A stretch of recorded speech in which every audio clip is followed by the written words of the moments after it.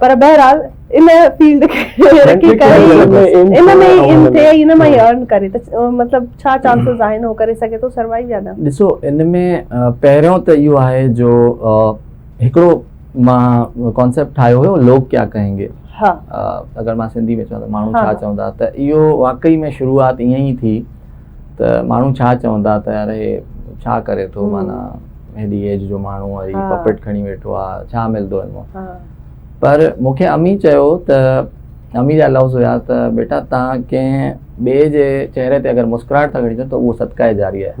त अगरि तव्हांजो गोल ऐं अचीवमेंट उहो पॉज़िटिव आहे न, त you never have to see that कि मूंखे अर्निंग केतिरी थी थिए हिन मां। त तव्हां पंहिंजे शौक़ सां अगरि अचो था त ठीकु आहे, अगरि तव्हांजो शौक़ न आहे त न अचो। पर हे जेको दौर आहे मां सम्झां थी त हिन में अर्निंग बि थी सघे थी, छो त केतिरो सोशल मीडिया जो इलेक्ट्रॉनिक मीडिया जो दौर आहे ऐं असांखे त हर शइ हिकिड़े मतिलबु यू नेवर नो वेठे वेठे को माण्हू ओवरनाइट वायरल थी वञे थो ऐं पोइ हुनजी डिमांड वधी वञे थी, पोइ उन्हनि खे ड्रामास मिलनि था, मूवीज़ में कैरेक्टर्स मिलनि था। तव्हांखे अगरि कॾहिं कोई अहिड़ी ऑफर आई ड्रामे में मूवी में with Mintu, would you like to? ज़रूर श्योर, ज़बरदस्त। त पोइ आवाज़ टीवी वारनि खे मुंहिंजे ख्याल में इहो कमु करणु घुरिजे, छो त वी हैव समवन इन ते असां घणो करे सघूं था। राज़ी आहे लेकिन मिंटू खां पुछा कयूं हिन जा छा तासुरात आहे, मिंटू छा ख़्याल आहे? अगर मूंखे तव्हां मेन रोल ॾींदो त को ईंदो?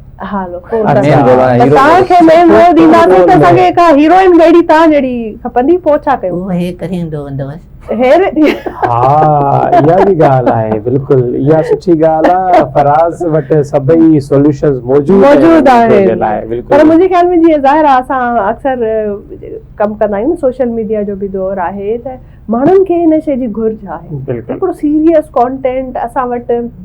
असांजो हीउ जेको इंफोटेनमेंट जो शो आहे हर रोज़ हर मॉर्निंग में जेके ॾिसंदड़ आहिनि उन्हनि खे बि ख़बर आहे त असां हर रोज़ हर क़िस्म जूं ख़बरूं तव्हां ताईं पहुचाईंदा आहियूं।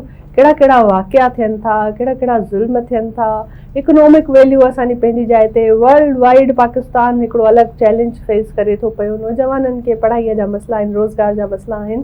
त अहिड़े सिनारियो में हिन क़िस्म जी क्रिएटिविटी ऐं मिंटूअ जहिड़ा किरदार इन्हनि जी तमामु घणी घुर्ज आहे। त माण्हू जॾहिं उहो ॾिसे थो टीवीअ ते त जीअं मूंखे ऐं मुबशिर खे असां समेत असांजे हिन स्टूडियो में जेके बि माण्हू हिते वेठा आहिनि, जेके बि ऑफ द कैमरा तव्हांखे नज़र कोन था अचनि, त उहे बि इंजॉय था कनि पिया हिन जस्ट बिकॉज त मिंटूअ जी जेका ख़ासि पर्सनैलिटी आहे हुनजे करे।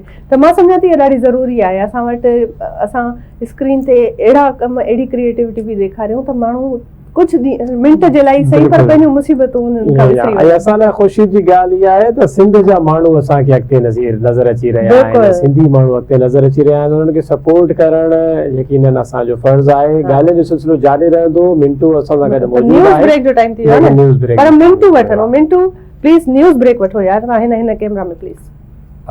मिंटू न्यूज़ ब्रेक वठणी आहे। न्यूज़ असां थोरी देरि में अचूं था, तव्हां थोरी ख़बरूं ॿुधो, न्यूज़ ॿुधी छॾो। हाँ ख़बरूं ॿुधो।